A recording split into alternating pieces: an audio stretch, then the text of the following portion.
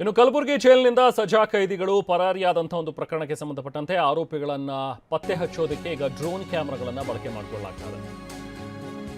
ಕೆಲವೊಂದಷ್ಟು ಅನುಮಾನಗಳಿವೆ, ಬಹುಶಃ ಎಲ್ಲಿರಬಹುದು ಈ ಕೈದಿಗಳು ಅಂತೇಳಿ. ಸೊ ಹಾಗಾಗಿ ಅವರನ್ನ ಪತ್ತೆ ಮಾಡೋದಕ್ಕೆ ಡ್ರೋನ್ ಕ್ಯಾಮೆರಾ ಬಳಸಿದ್ದಾರೆ. ರೈತರ ಹೊಲದಲ್ಲಿ ಡ್ರೋನ್ ಬಳಸಿ ಕೈದಿಗಳ ಹುಡುಕಾಟ ಮಾಡಿದ್ದಾರೆ. ಬೀದರ್ ಜಿಲ್ಲೆಯ ಹುಮ್ನಾಬಾದ್ನ ಹೊಲದಲ್ಲಿ ನಡೀತಾ ಇರುವಂತಹ ಶೋಧ.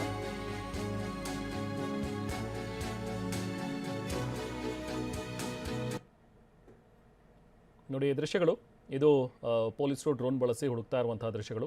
ಯಾಕಂದರೆ ಒಂದು ಹೊಲ ಇದೆ ಅಲ್ಲಿ ಬೀದರ್ನ ಹುಮ್ನಾಬಾದ್ನಲ್ಲಿ.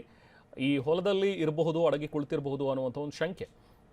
ಸೊ ಹಾಗಾಗಿ ಡ್ರೋನ್ ಮೂಲಕ ನೋಡಿದ್ರೆ ಅವರೆಲ್ಲಿದ್ದಾರೆ ಅನ್ನುವಂಥದ್ದು ಪತ್ತೆ ಹಚ್ಚೋದಕ್ಕೆ ಸುಲಭ ಆಗುತ್ತೆ ಅಂಥೇಳಿ ಈಗ ಡ್ರೋನ್ಗಳನ್ನು ಕೂಡ ಬಳಸ್ತಾ ಇದ್ದಾರೆ. ಅವತ್ತು ಪರಾರಿಯಾದಂಥ ಒಂದು ದೃಶ್ಯಗಳನ್ನು ಕೂಡ ನೀವು ಇಲ್ಲಿ CC ಕ್ಯಾಮ್ರಾದಲ್ಲಿ ಕ್ಯಾಪ್ಚರ್ ಆಗಿರುವಂಥದ್ದನ್ನು ಗಮನಿಸ್ಬೋದು. ಜೈಲು ಗೋಡೆಯನ್ನು ಹಾರಿ ಒಂದು ಬಟ್ಟೆಗಳನ್ನು ಕಟ್ಟಿಕೊಂಡು ಅಲ್ಲಿಂದ ಹಾರಿ ನೆಕ್ಸ್ಟ್ ಇವರಿಬ್ಬರು ಕೂಡ ಅಲ್ಲಿ ಎಸ್ಕೇಪ್ ಆಗ್ತಾ ಇರುವಂಥ ಒಂದು ದೃಶ್ಯಗಳನ್ನು ನೀವಲ್ಲಿ ಗಮನಿಸ್ಬೋದು. ಕೈದಿಗಳು ಪರಾರಿಯಾಗಿರುವಂಥ ದೃಶ್ಯ.